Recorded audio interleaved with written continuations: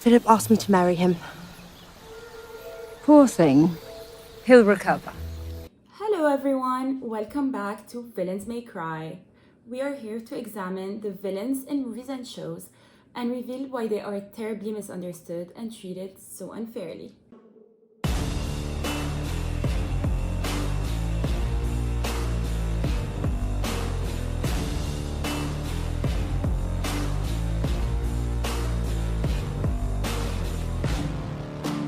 I'm Ariane. And I'm Kameline. In today's episode, we are talking about one of Disney's most iconic villains, Maleficent. So Maleficent, also known as the Mistress of Evil, is a villain in the 1959 animated movie Sleeping Beauty. In 2014, the first of two live-action dark fantasy and adventures were produced starring Angelina Jolie as Maleficent.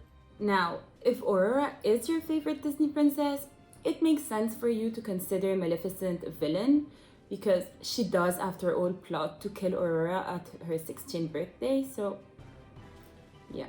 But here at Villains May Cry, we like to look beyond the person's actions and actually examine their background and potential motives before deeming them a villain. So, Maleficent grew up as an orphan in the moors, a home to magical creatures and fairies like her. Her parents were killed by humans who lived in the neighboring human kingdom ruled by King Henry.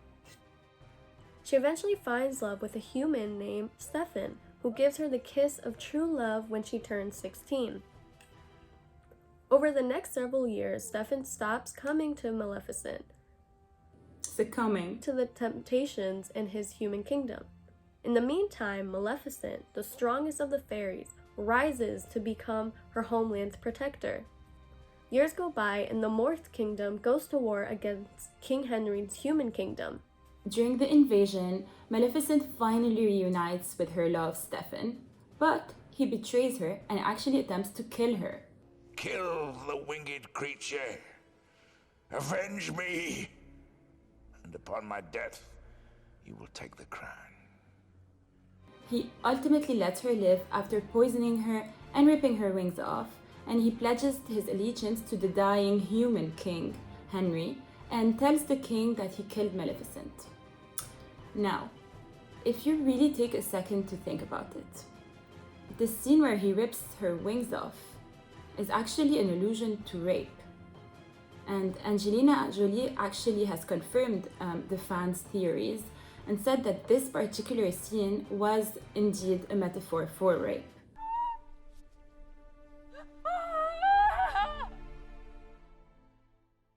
So Stefan drugs and physically abuses Maleficent, and she's the villain? Maleficent later finds out that the reason Stefan betrayed her is so he can marry Henry's daughter, Princess Leia, and become king. How would you feel if someone you consider to be the love of your life betrayed you, physically hurt you, drugged and raped you, just so he can gain more power or bump in a social status? Wouldn't you want to have revenge? I thought so. Stefan then declares a national holiday to celebrate his daughter Aurora's birth and invites the entire town.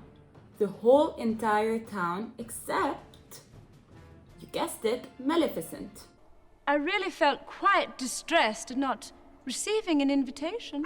To seek revenge after Stefan's betrayal, what Maleficent decides to do is to crash his daughter's royal christening and cast the famous sleep spell, the sleep like death for eternity spell, on Aurora.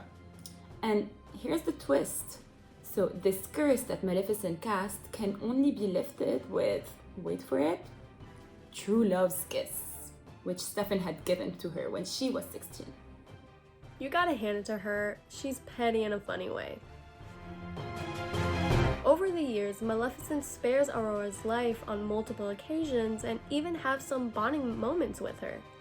Spoiler alert, in the live-action movie, Maleficent even ends up being the cure to Aurora's deep sleep because of her maternal feelings towards her. Go away. Go. Go away. So this further proves that Maleficent was wrongfully portrayed as a villain and set aside from the rest of society.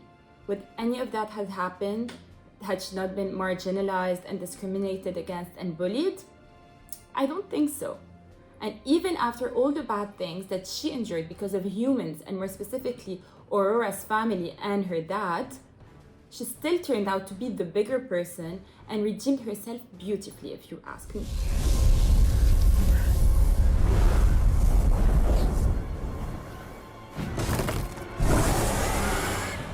And to quote Kate Taylor of the Globe and the Mail, this version of the story is a feminist, revisionist backstory. Maleficent was orphaned because of humans. She was betrayed and abused by her first and only love, who was a human male. She was excluded from the town's biggest festivals ever for barely any reason at all. She chose to seek revenge by promising a forever sleep to Aurora to hurt Aurora's father, and ended up being the cure to the sleep and saving her regardless. So Maleficent, actually, if you look at it, she's the victim in this story. She was just trying to get justice for what her abuser did to her in her own way. Thank you for watching Villains May Cry. And don't forget the question, were they really the villain or were they just misunderstood? I'm Ariane. And I'm Kameline. See you next week. Bye.